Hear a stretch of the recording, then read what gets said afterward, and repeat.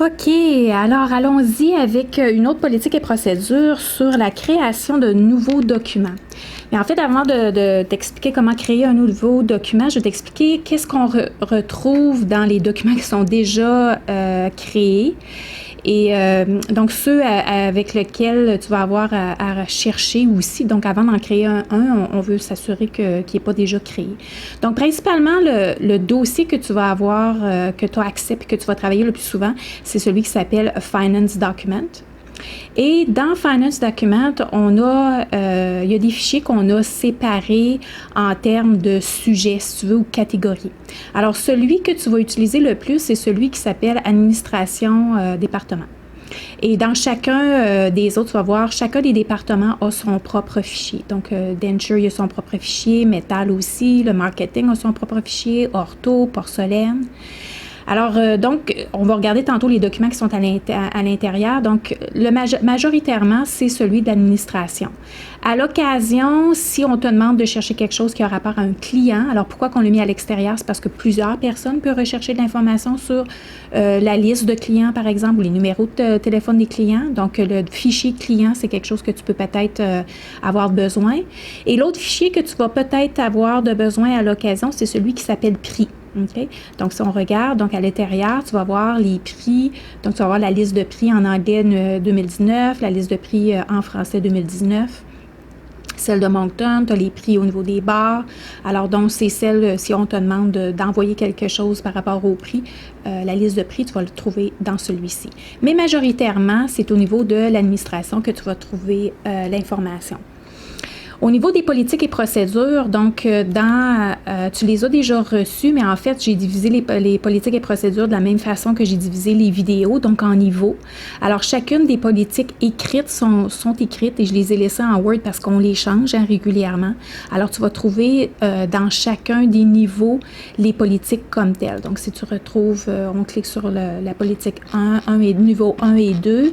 Alors, c'est la routine journalière, comment répondre au téléphone, des protocoles de départ, donc ici, comment répondre au téléphone, donc les plaintes, alors, etc., etc.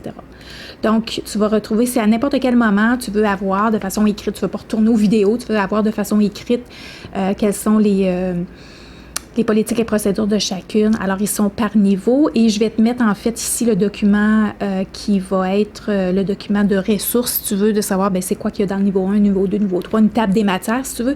Je vais te l'indiquer ici. Alors, ça va être une référence rapide.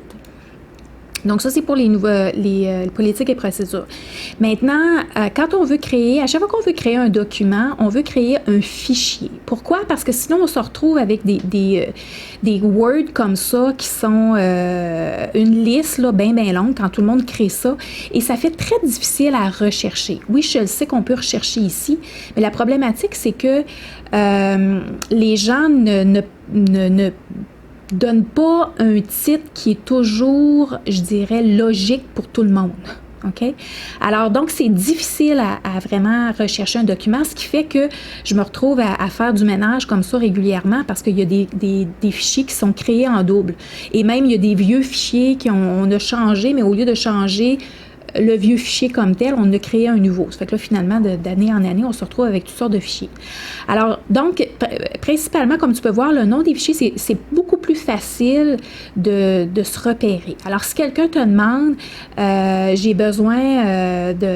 on a besoin de changer la politique et procédure, ou en tout cas, on a besoin de changer un numéro sur la ventilation et chauffage, sur la feuille de ventilation et chauffage, on va aller dans ventilation et chauffage, hop, la feuille est ici, le document il est déjà fait ici. Alors, si j'ai besoin de le changer, je fais juste le changer à ce moment-là. Si c'est une question on te demande de changer quelque chose par rapport où on veut que tu imprimes des étiquettes, mais ils sont ici. Si on veut que tu envoies un fax, le fax message est ici. Ils sont même tout indiqués par entreprise. Ensuite de tout ça, les emails les courriels des clients, alors sont indiqués ici. Si c'est une question au niveau du système d'alarme, alors il est dans le fichier ici. Alors donc, à chaque fois qu'on va créer un document, on va se poser la question dans quel fichier je vais le mettre pour qu'on soit facilement capable de le repérer. Alors, à ce moment-là, ici, supposons que quelqu'un te dit, c'est quoi la nouvelle politique pour envoyer, supposons qu'on a besoin de créer une politique d'envoyer des cas par Purolator. Bien, tu vois, je l'ai mis dans Purolator ici. Alors, la politique est là. Si on a besoin de la changer, on pourra la changer. Pourquoi qu'elle n'est pas dans la politique et procédures? C'est parce qu'elle est arrivée après qu'on ait toutes créé les politiques et procédures. Alors, c'est pour ça. Donc, dans le courant de l'année, il va y avoir des choses qui vont être créées pour ne pas changer toutes nos politiques et procédures puis nos documents, parce que ça, c'est juste moi qui joue là-dedans, parce que ça a un rapport, ça a un lien avec les vidéos qu'on fait. Alors, on va les créer et on va les mettre dans des fichiers comme ça. Donc ici, si je chercherais Purolator, par exemple, bien, ça serait facile à retrouver. Donc, première chose, c'est qu'on veut regarder dans nos fichiers pour voir si on n'a pas le document déjà, qu'on a seulement besoin de changer. Maintenant, ici, j'ai mis deux templates.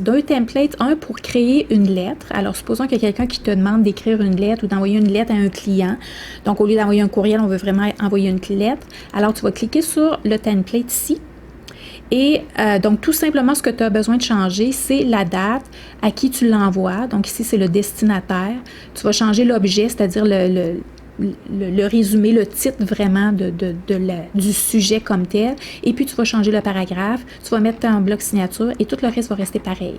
Tu vas le sauvegarder, donc File, Save As. Tu peux le sauvegarder en dessous de Finance Document, en dessous de Administration. Tu peux t'ouvrir un document lettre envoyée au client. Un fichier, c'est-à-dire lettre envoyée au client. Et donc, tu vas lui donner un nom. Naturellement, tu vas changer son nom. Alors, supposons que je fais ça. Je vais créer un autre folder qui va s'appeler Lettres au client. Et ici, bien, je changerai le nom de la lettre. Alors, supposons que je ferai lettre à Dr. Ban, par exemple. Je ferai sauvegarder. Alors, la lettre serait sauvegardée. Celle que j'ai envoyée au client. Au niveau du document, donc celle-là, elle reste toujours intacte. Donc, c'est celle qu'on va utiliser continuellement parce que, naturellement, on va lui donner, quand on va sauvegarder notre document, on va lui donner un autre nom. Alors, celle-là, elle va toujours être là, elle va toujours être le gabarit principal que tu peux utiliser. Au niveau du document, tu peux utiliser celui-ci de la même façon. Alors, encore une fois, on a notre logo. Ici, tu vas vouloir indiquer le titre de ton document. Alors, supposons que c'est un document qu'on veut faire sur la nouvelle procédure pour le système d'alarme, par exemple. Alors, mettons les mots de passe pour le système d'alarme. Alors, on va marquer mots de passe pour système d'alarme. Alors, on va marquer peut-être les noms ici avec les mots de passe. Donc, tu peux insérer une table si tu veux. Donc, ça ici, là, c'est vraiment... je ne te donnerai pas un cours là-dessus. Je pense que c'est des choses de base. Sinon, tu peux demander à quelqu'un de ton équipe qui sait comment faire. Alors, ici, le document, il est toujours... on a toujours l'adresse de la compagnie. L'autre chose qu'on peut indiquer aussi qui est facilement repérable, c'est dans quel dossier que tu vas le mettre. Alors, tu peux indiquer dans le bas ici que tu le mets dans le fichier Finance Document Administration Alarme, par exemple. Alors, il est facilement retrouvable si on veut le changer. Et de la même façon, tu vas faire Save As, tu vas lui donner un autre nom et tu vas le mettre dans le bon fichier approprié. Donc, ici, on va juste tout simplement l'enlever. Alors, donc, c'est pour faire en sorte que notre dossier administration reste le plus facilement repérable possible. Je te conseille d'aller voir, je t'invite à aller voir tu vois, comme on a un fichier de véhicule, donc tout ce qui a rapport au véhicule. Donc, à l'intérieur du fichier, on a de l'information qui a été créée. Alors, il y a des choses qui ont été créées là, depuis 2000. Donc, il y a des choses qui fonctionnent encore, qu'on utilise. Si tu veux avoir la feuille de torque, par exemple, alors on a besoin d'en avoir un autre. Alors, la feuille de torque, elle est dans le fichier torque. Alors, c'est beaucoup plus facile de trouver que d'avoir une panoplie là, de documents Word là, qui puis où est-ce qu'on peut passer des minutes à essayer de chercher le document. Puis comme je te dis ici dans la feuille, pour l'avoir essayé moi-même, c'est pas toujours facile de le chercher quand que les gens l'ont pas appelé, l'ont pas nommé de la façon dont moi, je penserais l'avoir nommé. Alors, c'est la raison pour laquelle on fait ça de cette façon-là. Donc, c'est comment créer un document. Alors, on va toujours mettre le logo. À chaque document, on va vouloir avoir un logo, avoir une référence. On va utiliser la police de caractère Calibri, OK? Quand tu vas écrire un document, là, vraiment, dans la lettre interne, là, par exemple, si je clique ici, là, tu vas voir, c'est toujours Calibri 12, parce que c'est plus facile à lire, OK? C'est le caractère qui est le plus facile à lire pour tout le monde. Et ensuite, ce qui est important, c'est de sauvegarder dans le bon fichier. Alors, c'est ce qui est important au niveau des documents.